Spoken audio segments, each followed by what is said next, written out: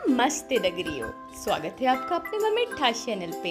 हम आपके लिए लेके आते हैं नई नई जानकारियाँ। अगर ये जानकारी आपको अच्छी लगती है तो प्लीज़ इस चैनल को लाइक करें और सब्सक्राइब करना तो बिल्कुल ना भूलें। साथियों, आज की जानकारी काफ़ी खास है क्योंकि आज की जानकारी है देश की आन बान शान तिरंगे की।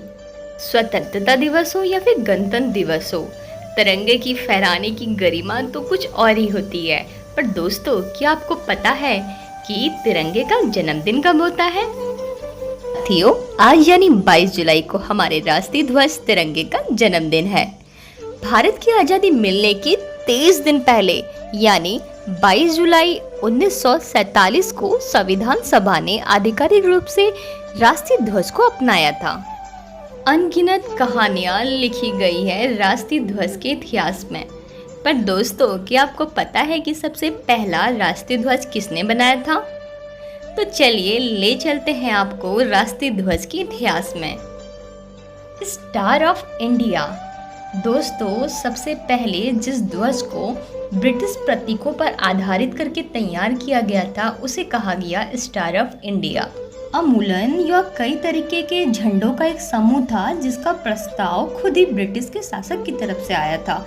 दोस्तों, 20वीं सदी में एडवर्ड फिफ्थ के कार्यकाल में ऐसे प्रतीक की जरूरत महसूस हुई जो कि भारत में ब्रिटेन के शासक के प्रतिनिधित्व कर पाया।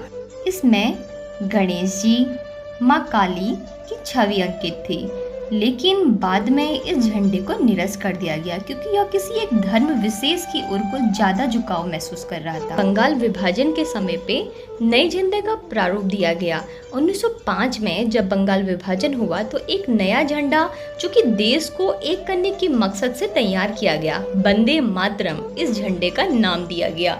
ब्रिटिश शासन के खिलाफ स्वदेशी आंदोलन के समय पे इसी झंडे को लॉन्च किया गया, लेकिन इसको ना तो किसी मीडिया ने कवर किया और ना ही ये अखबारों पे आया। साथियों, जिस ध्वज ने सुर्खियां बटोरी वो ध्वज बनाया गया था विजयवाड़ा के एक व्यक्ति पिंगली वेंकैया ने। और क्यों ना ये सुर्खियां बटोरता, क्योंकि पिंगली वेंकैया ने सर्वप्रथम इस राष्ट्रीय ध्वज को बापू को समर्पित किया। इस राष्ट्रीय ध्वज में मेनली 2 रंग थे। एक था लाल जो कि हिंदुओं को समर्पित था, दूसरा था हरा जो कि मुस्लिम को समर्पित था, बीच में था चरखा। यह जो ध्वज था वह इस बात का प्रमाण था कि भारत का झंडा अपने देश के कपड़े से बना हुआ है। इसके पश्चात 1931 में कांग्रेस द्वारा राष्ट्रीय ध्वज के लिए स्वराज के झंडे को अपनाया गया। स्वतंत्रता के आंदोलन के अंतर्गत खिलाफत आंदोलन में 3 रंग के स्वराज झंडे का प्रयोग किया गया। मोतीलाल नेहरू ने इस झंडे को थामा था। बाद में स्वराज झंडे को 1931 में राष्ट्रीय ध्वज की स्वीकृति मिल गई। झंडे पे ऊपर केसरिया रंग, बीच में सफेद रंग और नीचे हरा रंग था, बीच में नीला चरखा था। 22 जुलाई को संविधान ने इसी झंडे को राष्ट्रीय ध्वज की स्वीकृति दे दी। 15 अगस्त 1947 में आज़ादी के बाद इस तिरंगे पे चरखे की जगह अशोक चक्र आ गया। वो हमारे राष्ट्रीय ध्वज का इतिहास तो आप जान ही चुके हैं। अब बात आती है कि हमारे राष्ट्रीय ध्वज को फहराते वक्त बहुत सारी बातों का ध्यान रखा जाता है और एक भारतीय नागरिक होने के नाते यह बातें आपको पता होनी चाहिए। जैसे मंच में तिरंगा फहराते वक्त जब बोलने वाला का मुंह श्रोताओं की तरफ होता है तब तिरंगा हमेशा दाहिनी तरफ फहराया जाता है। फ्लैग कोड ऑफ इंडिया में तिरंगा फहराने के नियम हैं और इन नियम का उल्लंघन करने वाले को सजा दी जाती है। प्लास्टिक का झंडा आप नहीं फहरा सकते हैं। किसी भी इमारत को ढकने के लिए तिरंगा का इस्तेमाल नहीं होना चाहिए। किसी भी शर्त पे हमारा तिरंगा जमीन को स्पर्श नहीं करना चाहिए। कोई भी ध्वज हो या किसी व्यक्ति विशेष या फिर पार्टी विशेष का ध्वज हो, उस ध्वज को हमारे राष्ट्रीय ध्वज से ऊपर नहीं फहराना चाहिए और ना ही बराबर फहराना चाहिए।